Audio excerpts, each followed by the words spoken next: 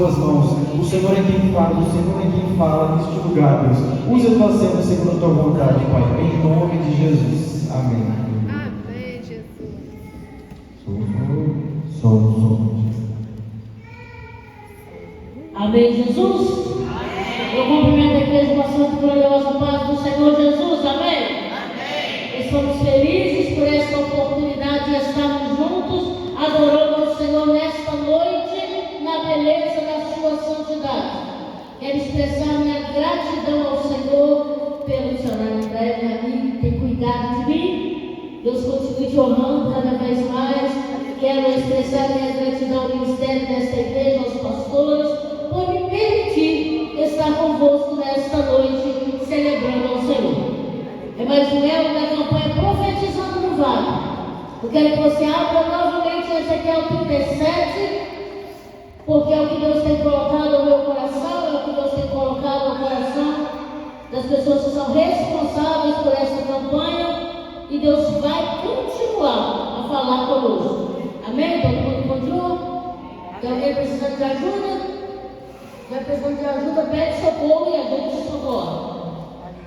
Eu não vou ler o capítulo todo, nossa missionária já leu, eu vou ler apenas alguns versículos. Está escrito assim no versículo 1: Veio sobre mim a mão do Senhor, e Ele me fez sair no Espírito do Senhor, e me pôs no meio de um vale que estava cheio de ossos, e me fez passar em volta deles, que eram muito numerosos sobre a face do vale, e eles que estavam sequíssimos. E me disse: Filho do homem, porventura viverão esses ossos? E eu disse: Senhor Jeová, tu o sabes. Então me disse: profetiza sobre estes ossos e dize-lhes: ossos secos, ouve a palavra do Senhor. Põe a tua mão na altura do teu coração. Peça ao Senhor para continuar a falar com você nesta noite. Senhor, o nosso coração é teu, a nossa vida pertence ao Senhor. Que a nossa mente seja cativa do Senhor nesta noite. Que as nossas emoções estejam controladas pelo Senhor. Acalma o nosso coração, tira as preocupações, tira as angústias. Meu Deus, que haja libertação total nesta noite. Senhor, se alguém aqui nesta noite estiver sentindo alguma dor, que seja arrancada esta dor agora, em nome de Jesus Cristo, para que não haja nenhum impedimento, para que a tua igreja entenda, ouça a tua voz e entenda o propósito pelo qual o Senhor nos trouxe aqui nesta noite. Continue a falar conosco, Deus, do teu jeito, porque somos barros maleáveis, prontos a serem tratados pelo Senhor. Fique à vontade, a igreja é tua, pertencemos ao Senhor. Te pedimos, continue conosco, em nome de Jesus. Amém. Se nós podemos assentar em vossos lugares, em nome de Jesus. Eu tenho certeza que nesse período você já ouviu falar bastante de Ezequiel 37, bastante. A gente precisa entender que Ezequiel é um profeta chamado pelo Senhor num tempo difícil. Até porque esse moço não foi treinado, não foi preparado para ser profeta. O sonho, o projeto que ele aprendeu desde criança é que ele seria sacerdote. Ele esperava ser sacerdote. Ele esperava viver em Jerusalém. Ele não esperava vir prisioneiro no meio de um povo que se rebelou contra Deus. A vida é assim. Nós esperamos muitas coisas e nem sempre é do nosso jeito. E quando nós esperamos e der errado, nós ficamos paralisados. Você olha no capítulo 1 e vê um Ezequiel que está num império estranho, num povo estranho, e ele está paralisado à beira de um rio. E Deus o chama, porque no coração dele, eu vou ser sacerdote. sacerdote. E Deus o chama para lhe revelar qual era o propósito da sua chamada. Aí a Bíblia diz assim, que ele está sentado e de repente o Senhor o chama e ele vê uma abertura no céu. Ele vê os céus abertos. E aí a gente pergunta assim, por que é que Deus mostrou para Ezequiel os céus abertos antes de dizer qual era o propósito? Porque o que Deus estava o chamando para fazer era difícil demais. E se ele não visse como é o céu aqui na terra, ele não suportaria.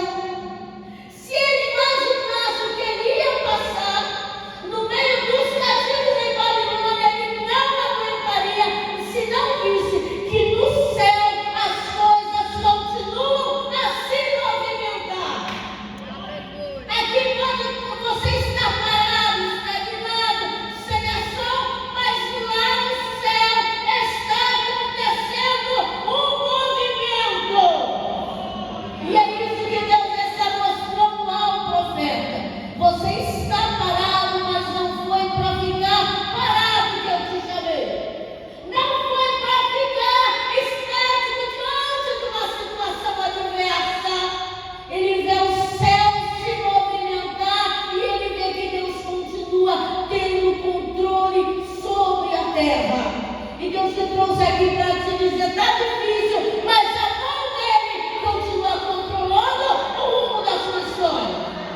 Apenas olhe e contemple que tem o céu aberto em direção à sua vida. Ele é tocado por Deus.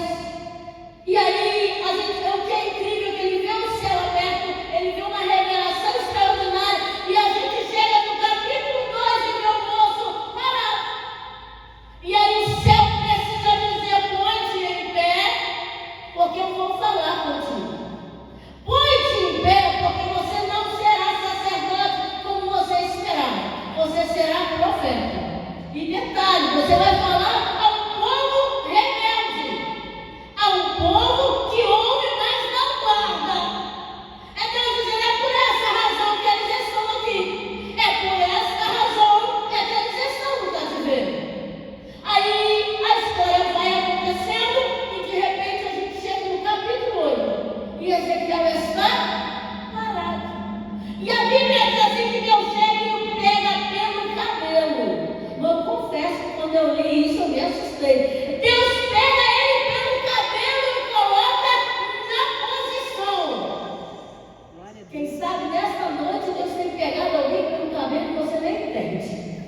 Porque Deus abre o céu, o cara paralisa. Deus manda ficar de pé e o cara volta e paralisa. E aí Deus pega pelo cabelo e o leva para mostrar por que é que ele está vivendo aquela situação. Você precisa entender, pode ser difícil, mas Deus não desiste quando tem um chamado na nossa vida. Quando chega no capítulo 37, a Bíblia diz assim, que Ezequiel tem uma visão. E Deus o leva no meio de um cemitério. É isso que está escrito. E aí a gente pergunta assim, como é que se anda no meio do cemitério? Como é que a gente consegue se movimentar? É profeta, não pode tocar em nós. Como é que se movimenta nesse lugar? Aí a gente entende porque ele mesmo diz, a mão do Senhor me fez andar. Porque até que Deus fala, se prostra de novo. Deus fala, se prostra de novo. Deus pega pelo caminho, se prostra de novo. Aí Deus pega pela mão e o leva para ver a calamidade de uma nação. Para ver o estado de uma nação, Deus permite que ele veja um cemitério. A Bíblia diz que esse cemitério está cheio de ossos e os ossos estão sequíssimos.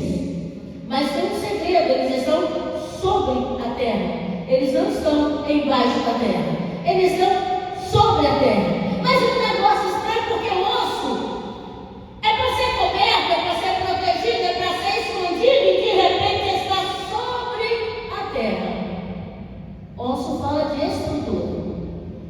Quem sabe na tua vida e na tua história, alguma coisa que estava escondido e que você tinha vergonha, de repente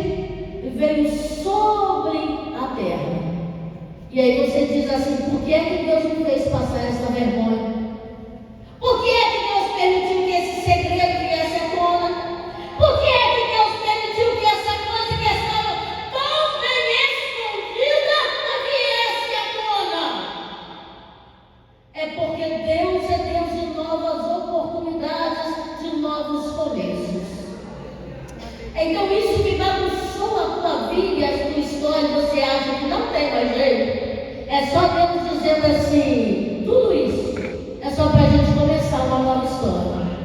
Os ossos estão sequíssimos sobre o vale. E aí Deus olha para o profeta, faz andar em volta dos ossos. Então entendo, não é que ele deu uma volta lá em volta do vale, não. A Bíblia diz que a mão do Senhor fez andar no meio dos ossos. É por que Deus faz isso? Sabe aquele negócio assim que Deus quer que você entenda o negócio pela raiz? Deus quer que você veja um negócio na profundidade para você enxergar o que Ele está enxergando. Porque quando eu olho de longe, parece uma coisa. Quando eu olho de cima, parece outra. Mas quando eu entro no meio, aí eu entendo qual é o panorama da situação. Só que nós, como cristãos, nós estamos com medo de ver isso. E é por isso que a gente não ora mais como deveria orar. É por essa razão que Deus te chama na madrugada e você vai lá e toma um remédio para dormir de novo. É por isso que você chega num culto como esse e deixa que os outros orem. Porque você não quer orar. Porque você esperava as coisas de um jeito e está acontecendo de outro jeito. E aí Deus te trouxe aqui para te dizer, abra os teus olhos, enxerga as coisas como elas são. Quando você enxerga como elas são, você sabe como agir. Mas enquanto você finge que não vê, enquanto você finge que não ouve, enquanto você muda a história para não contar a verdade, o inimigo vai ganhando espaço e você perdendo. Mas quando você olha e vê, estão sequíssimos. Quem olha diz, não tem mais jeito. Quem olha diz, é causa perdida. E aí Deus olha para o profeta, depois que vê que ele enxergou as coisas como elas são. Ele olha e diz, dá para viver nesses ossos? O profeta é inteligente. Ele viu o negócio, o problema na raiz. Ele viu que ele deveria estar oculto, ele viu que está à tona. Aí ele entende que para ele é impossível, mas ele conhece o Deus que ele serve, porque a sua chamada começou, ele vendo os céus abertos. Aí ele olha e diz, Senhor Jeová, tu sabes. Ou seja, eu não posso fazer reviver esses ossos, mas se o Senhor quiser, é possível. Aí Deus está dizendo assim, mas ele está procurando por alguém que trabalhe com ele na mesma visão. Porque desde que Deus criou Adão, nunca mais Deus fez nada sozinho. O nosso negócio é que a gente joga tudo para o céu. Tem um problema, a gente joga para o céu. Tem uma situação para resolver, a gente joga para o céu. Mas o céu só reage às nossas ações. Desde que Deus formou Adão, até para formar Eva, ele teve a parceria com Adão. Teve ou não teve? Deus podia ir lá e voltar de novo e formar uma mulher. Não, Deus fez Adão dormir e disse, você quer uma esposa, me dá uma costela. Começou ali a parceria. Deus quer levantar Israel, Deus quer ressuscitar aqueles mortos, Deus quer refazer de novo aqueles mortos, mas ele pode fazer as coisas, não pode, mas decidiu usar o profeta. Deus pode mudar sua família? Pode. Deus pode curar seu filho? Pode. Deus pode restaurar seu casamento? Pode. Mas ele decidiu para fazer isso com você. Se você não se movimenta, as coisas vão ficar paradas. O profeta olha e diz, Senhor, tu sabes. Ele olha e diz, então profetiza. É Deus dizendo, eu estou conectado com você. Se você agir, eu reajo. Se você falar, eu faço. E aí ele começa a profetizar. Tem que entender que aconteceu um processo. Vale o processo. Se a gente não entende isso, a gente se perde na fé. Milagre é processo. Se você não entende isso, você acha que Deus não está fazendo. Ezequiel começou a profetizar e aí começou o processo a acontecer. Quando ele vê, é um montão de ossos. É um montão de ossos, parece sem sentido. Quando ele começa a obedecer a voz do Senhor, a Bíblia diz que acontece um ruído. Acontece um barulho. Tenta imaginar a cena, você dentro de um cinema.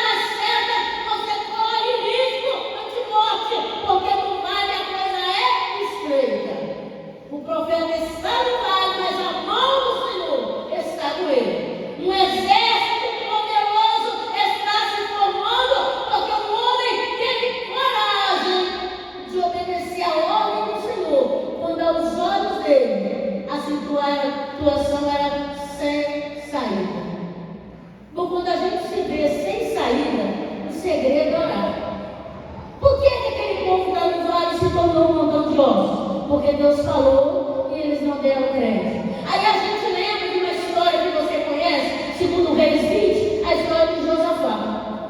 Um rei que Deus era com ele, um rei que fazia um trabalho extraordinário e que de repente teve uma péssima ideia. E que ideia foi essa?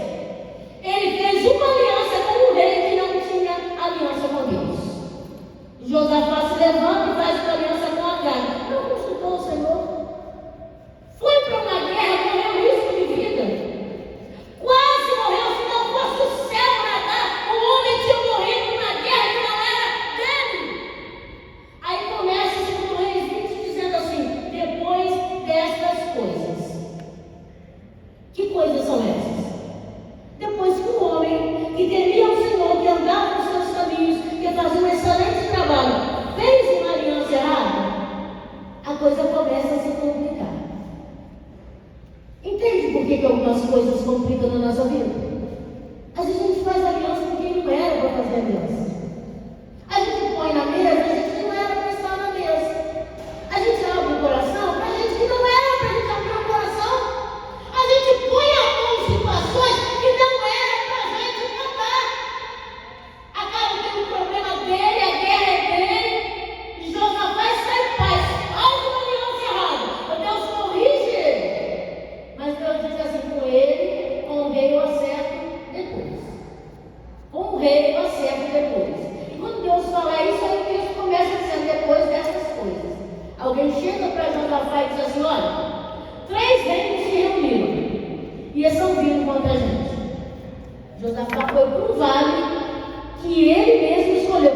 Não foi a mão de Deus que o pegou e levou para o vale.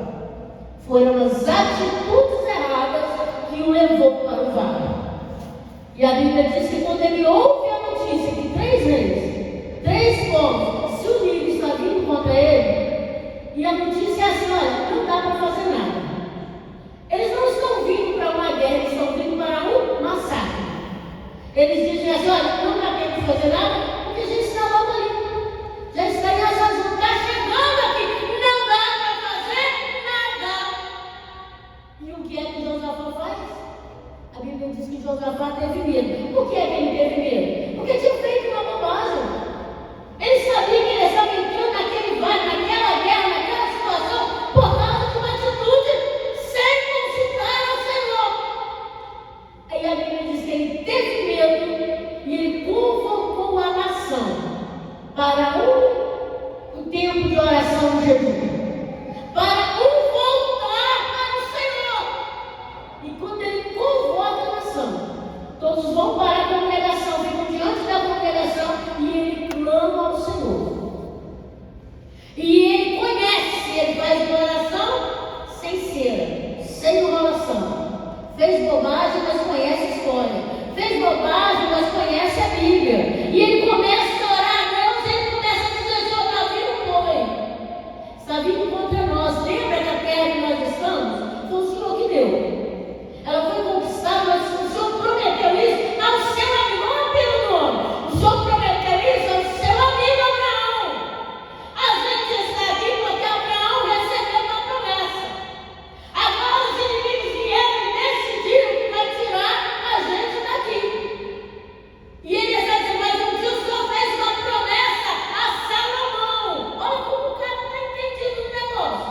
O Senhor fez uma promessa a Salomão na inauguração do templo, dizendo: quem vier a esse templo e estiver em abuso, estiver doente, estiver sendo perseguido, estiver enfrentando calamidade, quando vier aqui me clamar, eu vou ouvir.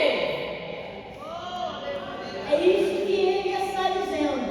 E ele diz: agora o Senhor precisa fazer alguma coisa. O resumo da oração é: Deus, eu tenho medo. Eu não tenho força. E nem preciso me dar força. Porque se o Senhor me der força, eu não sei o que fazer. Então nem precisa me dar força. Mas tem uma coisa: os meus olhos estão postos em ti. Eu não sei o que fazer, eu não tenho força, mas os meus olhos estão fixos no céu. E aí Deus levanta um profeta diante daquela situação de calamidade.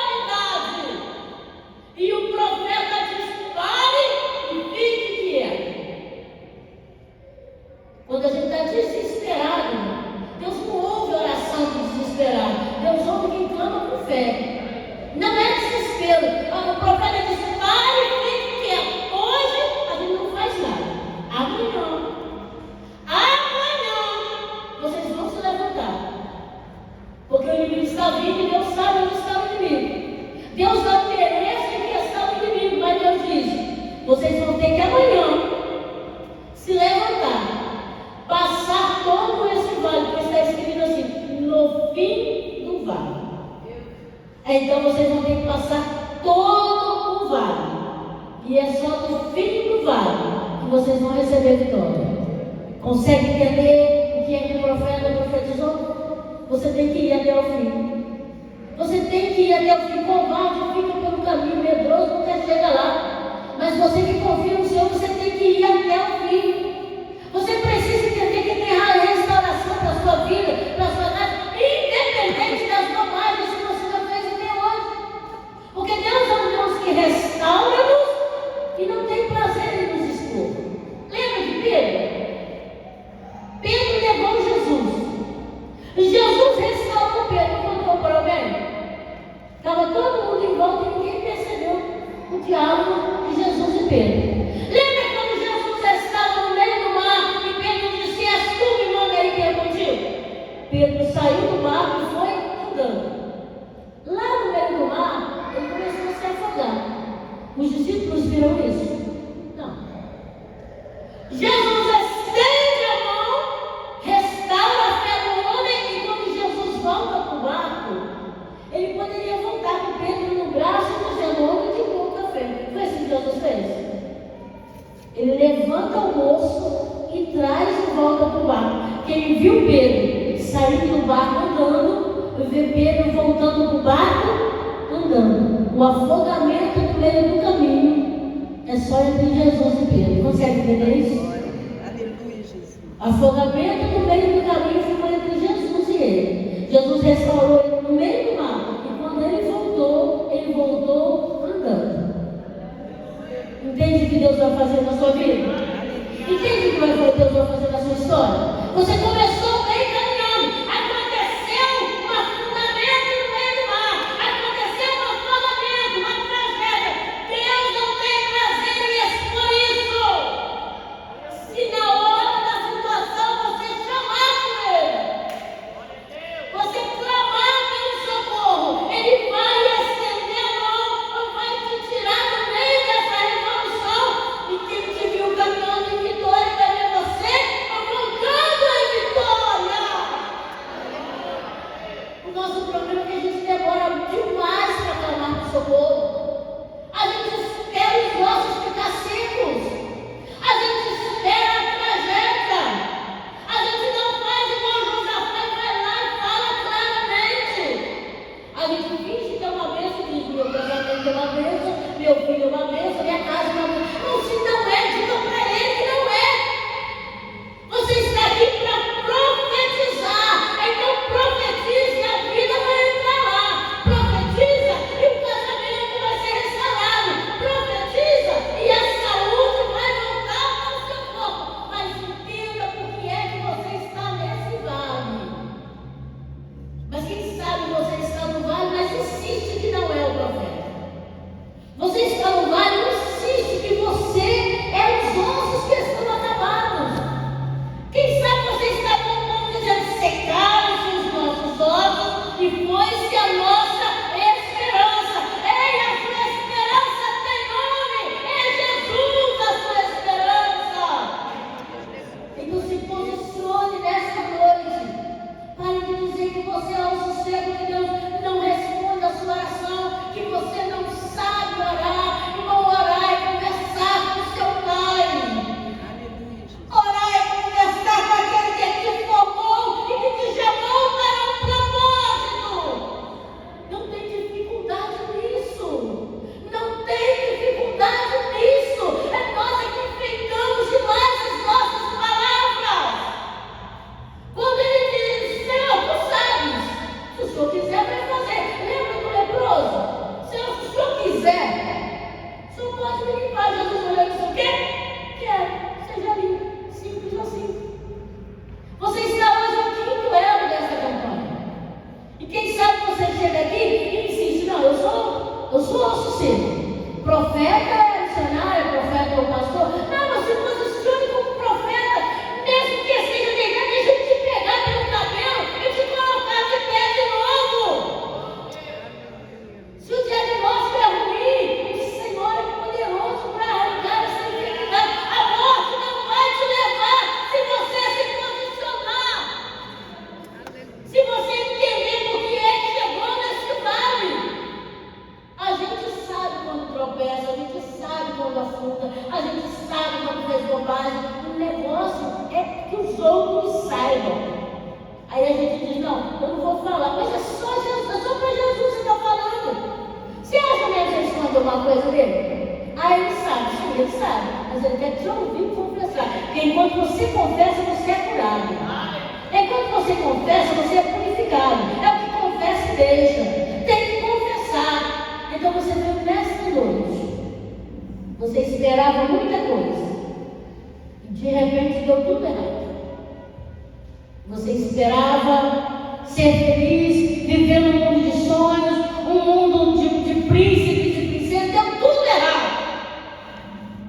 Mas entenda, que o que parecia errado, se você profetizar, vai acontecer um rebuliço, vai acontecer um ruído, e vai ter restauração na sua vida.